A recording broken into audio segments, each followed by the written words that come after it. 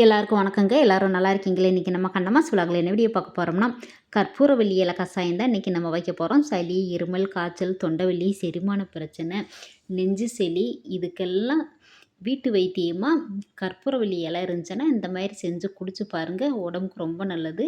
ஆரோக்கியமாகவும் இருக்கலாங்க. ஆஸ்பத்திரிக்கே போக தேவையில்லை.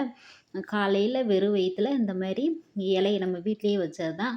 ஒரு 4-5 இலையை பிடுங்கி நல்லா சுத்தமாக கழுவிட்டு ஒரு 1½ டம்ளர் தண்ணி வச்சு லேசாக சூடாகவும் நம்ம அந்த கற்பூரவள்ளி இலையை சேர்த்து நல்லா கொதிக்க விட்டு நல்லா கொதிக்கட்டுங்க. சிம்லேயே தான் வச்சு அப்படியே கொதிக்க விடணும்.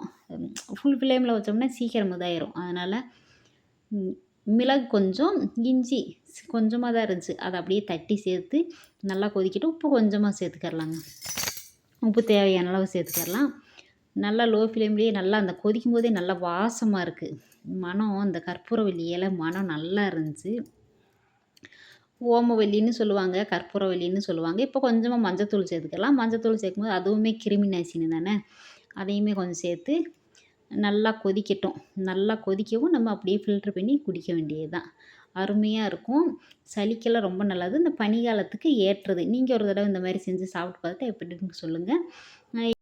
எங்கள் சித்தி பருத்தி பறக்கிட்டு இருந்தாங்க காட்டில். நானும் மாமா ஊருக்கு வந்திருந்தோம். அவ்வா சொல்லவும் சரி நானும் சித்தி கூட போய் பறக்கிறேன்னு நான் வந்துட்டேங்க. வந்து எங்கள் சித்தி கூட கொஞ்சம் நேரம் பருத்தியெல்லாம் பறக்கிட்டு 6 மணிக்கு மேலே ஏறிச்சு, இருட்டிருச்சு. வீட்டுக்கு போகலான்னு கூப்பிட்டாங்க சித்தி. அப்படியே கிளம்பிட்டோம் நானும் சித்தியும்.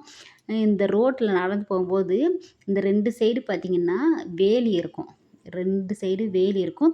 காட்டுக்குள்ளே இருக்கிறவங்க யாருமே தெரியாது, அந்தளவுக்கு வேலி இருக்கும். இப்போ பாருங்கள் வேலியே இல்லை, ஃபுல்லாக வெட்டிட்டாங்க.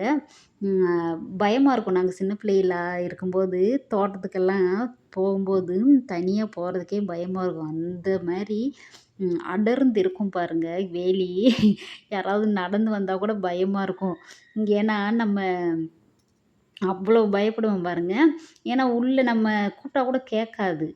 தோட்டத்துக்குள்ளே காட்டுக்குள்ளே வேலை செஞ்சுக்கிட்டு இருந்தாங்கன்னா கேட்காது. அந்த மாதிரி நான்லாம் பயந்து பயந்து போவேன் தனியாக போகும்போது.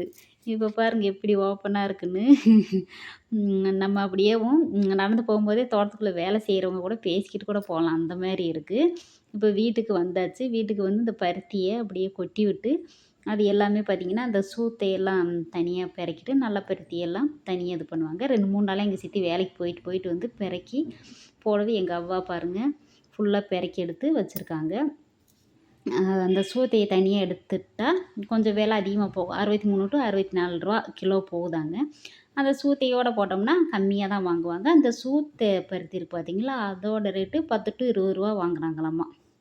எங்கள் அவ்வா தான் எல்லாமே பார்த்துக்குருவாங்க. எங்கள் சித்திங்களுக்கு நல்லா உதவியாக இருக்காங்க. அவங்களுக்கு வேறு யாருமே இல்லை, சித்தி சித்தப்பா அவங்களுக்கு. எங்கள் அவ்வா தான் பார்த்துக்குருவாங்க. எங்கள் தாத்தா முடியாமல் இருக்கிறனால நல்லா இருக்கும்போது பார்த்துக்கிட்டு இருந்தார். இப்போ அவ்வா எல்லாமே பார்த்துக்குருவாங்க. பாருங்கள் பிரிக்கிறாங்க பாருங்கள். அந்த சூத்தையெல்லாம் தனித்தனியாக எடுத்துருவாங்க. எங்கள் அப்பா அவங்க பார்த்திங்கன்னா நாங்கள் சின்ன பிள்ளையில இருக்கும்போது பருத்தி வியாபாரம் பார்த்தாங்க. அப்போ பார்த்திங்கன்னா தேனிக்கு தான் அந்த கமிஷன் கடைக்கு கொண்டு வருவாங்க. அந்த பருத்தி சனிக்கிழமை நைட்டு மூடை போடுவாங்க பாருங்கள். நைட்டு மூடை போட்டு 10 மணிக்கு மேலே மாட்டு வண்டியில் கொண்டு வருவாங்க. அந்த மூடை பெரிய பெரிய மூடையாக இருக்கும் பாருங்கள். அதுக்கு பேர் தாட்டுன்னு சொல்லுவாங்க.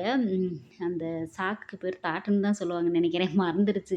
அதில் போட்டு அள்ளி பெரிய பெரிய மூடையாக இருக்கும் பாருங்க. மாட்டு வண்டியில் கட்டிட்டு வந்து நைட்டெல்லாம் வந்து கொடுத்துட்டு காலையில் வருவாங்கன்னு நினைக்கிறேன்.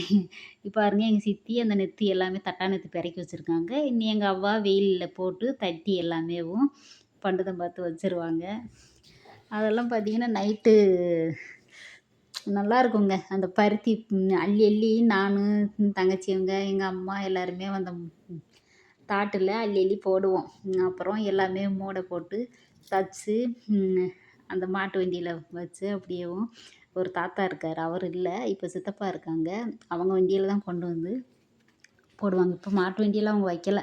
அவங்க இப்போ ஆட்டோ வச்சுருக்காங்கன்னு நினைக்கிறேன். அவங்க பையனுக்கு, சித்தப்பா பையனுக்கு, தம்பிக்கு ஆட்டோ வாங்கி கொடுத்துருக்காங்களாம். அவங்க ஒரு நாள் வீடியோ எடுத்து போடலான்னு வீட்டுக்கு போயிருந்தேன். மாட்டு வண்டியில் இல்லைப்பா அப்படின்னு சொன்னாங்க. அப்போ தான் எனக்கே தெரியும் நல்லா பாசமாக பார்த்துக்குருவாங்க. இப்போ பாருங்கள் இப்போ கடை